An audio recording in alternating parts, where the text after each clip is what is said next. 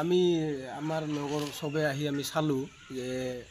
আৰু শুনিছোঁ মিস্ত্ৰী আৰু আমাৰ ইয়াৰ লোকেল মানুহো কৈছে এইটো অলপ কমপ্লিট জালি নাই তলত যিটো পষ্টৰ আৰু কমপ্লিট আপুনি চাইছে ভিডিঅ' কৰিছে ইয়াত ফাটা আছে আৰু কামটো আমাৰ ভালকৈ হ'ব লাগে আমি এইটো আহ্বান কৰিছোঁ ঠিকাদাৰক আমি জনাইছিলোঁ যে গতিকে কৰা বুলি কথা কৈ এতিয়া 5 টান মাৰি আছে কি কাৰণটো জানা নাই এতিয়া আমি আহ্বান কৰিছোঁ যে যাতে কামটো ভালকৈ হয় আমি চিৰদিন আমাৰ বস্তু সম্পত্তি আমাক এটা চৰকাৰে দিছে এতিয়া আমি ভালকৈ ল'ম বুলি সেইকাৰণে আমি কৈছোঁ যে আমাৰ এইটো আপত্তি আছে কামটো আমাক কামটো ভালকৈ লাগে মানে সেইটোতো কামটো ভালে কৰিছে সেইটোতো বেয়া কাম কৰা নাই এতিয়া হয়তো বৰষুণ দিছে সাইডটো অলপ সাইডতে হয় এইটো ৱাল ফাটিছে এইটো ভালকৈ চাব লাগিব এতিয়া মিস্ত্ৰীক দেখাব লাগিব কিয় ফাটিছে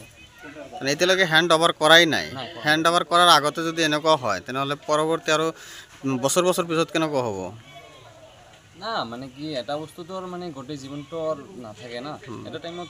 সকলো বস্তুৰ এটা এক্সপায়াৰি ডেট থাকে এতিয়া কি কৰিব যেহেতু ফাটি গৈছে এতিয়া মিস্ত্ৰীক দেখাব লাগিব ইহঁতে কাম কৰিছে যদি বেয়া হৈছে আকৌ এইটো ভাল কৰিব লাগিব মিস্ত্ৰীয়ে 2 নং জাৰাগুৰি জল জীৱন মিছন আঁচনিৰ যিটো কাম কৰিছে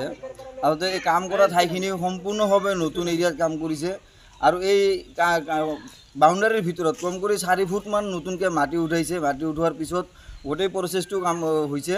আৰু এই ইয়াতে যিখিনি কাম হৈছে সাইডৰ বাউণ্ডাৰী ৱালকে ধৰি আমি শুনামতে বাউণ্ডাৰী ৱালত মানে খুঁটাৰ তলত কোনো ধৰণৰ জালি দিয়া হোৱা নাই বা গুটকাৰ তলত কোনো ধৰণৰ চেনগ্ৰেভেল বা ৰোল কৰা হোৱা নাই অতি নিম্নমানৰ কাম কৰিছে যাৰ ফলত আজি আপোনালোকে দেখিছে যেটো অহা যোৱা মূল পথ সেই পথটোৰ গুটকাবিলাক